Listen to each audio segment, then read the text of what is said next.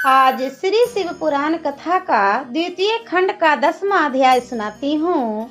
ब्रह्मा जी बोले, हे नारद, देवी स्वरूपा अपनी पुत्री का ऐसा रूप देखकर माता करबद्ध होकर उसकी स्तुति करने लगी। कहने लगी, मैं जानती हूँ कि तुम आदि शक्ति तथा सृष्टि की माता हो।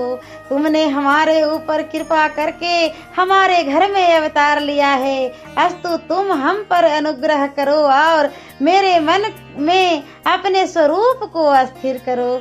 इस समय तुम मुझे अपना स्वरूप बाल रूप में ही दिखाओ। मैंने तुम्हें पहचान लिया है। मैं जानती हूँ कि तुमने अपनी प्रतिज्ञा का पालन किया है। वैसे मैं तुमको क्या पहचान सकती हूँ, क्योंकि अंत में वेद भी तुम्हारी स्तुति करके हार मानकर चुप हो जाते हैं। उसी समय दक्ष प्रजापति ने आकर बड़े प्रेम से स्तुति की और कहा, तुमने अपने वचन का पालन कर मेरे घर में अवतार लिया है। मैं तथा मेरे बड़े भाई वेद सब जीवन मुक्त हो गए। तुम्हारी महिमा अपरंपार है। तुम केवल पूजा और तप के बस में हो, जैसा कि राजा सूरथ का तप साक्षी है। वह अपने तप से ही परम पद प्राप्त कर सका था। तुम्हारा शुंभ और निशुंभ ने भी क्रोध और वमनस्य से मन लगाया, तो भी वे ध्यान करने से परम गति को प्राप्त हुए।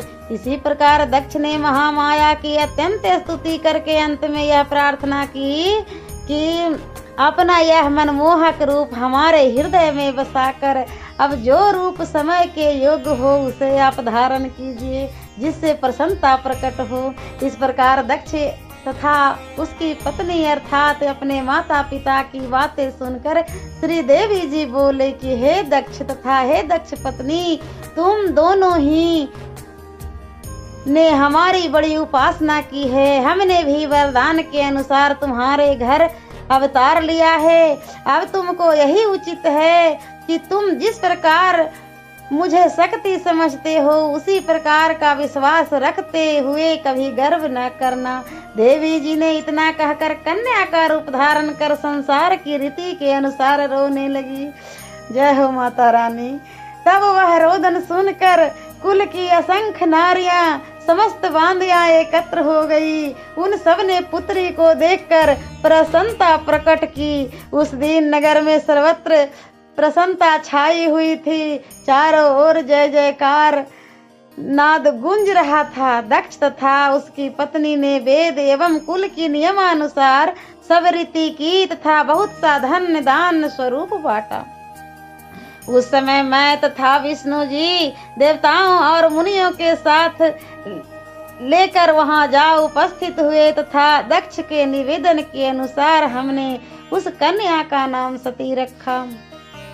दक्ष के यहाँ पुत्री उत्पन्न होने से इस आनंदस की तीनों लोक में चर्चा हुई। इतना आनंद छा गया।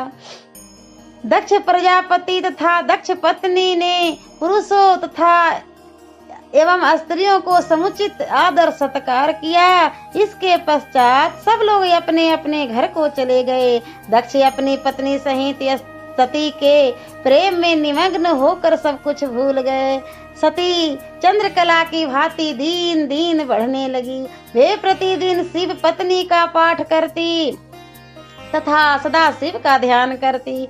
वह पार्थिव पूजन करती तथा माता पिता की प्रसन्नता की ओर से अधिक ध्यान देती। यद्यपि उनका शिव में अधिक ध्यान रहता, परंतु इस बात को वे किसी पर प्रकट न होने देती। सती इस प्रकार के विचित्र खेलों में मग्न रहती। जब कुछ बड़ी हुई तो उनके मुख की कांति दूनी हो गई। उनकी सुंदरता की समानता तीनों लोकों में कोई नहीं कर सकता था। लक्ष्मी मोहिनी भी उनकी सुंदरता की समानता न करके अंत में पराजय मान गई। हे नारद, इस प्रकार मैंने दक्ष की कन्या का यह संक्षेप में वर्णन किया है। हर हर महादेव। और मैं अगले वीडियो में द्वितीय खंड का 11वां अध्याय सुनाऊंगी।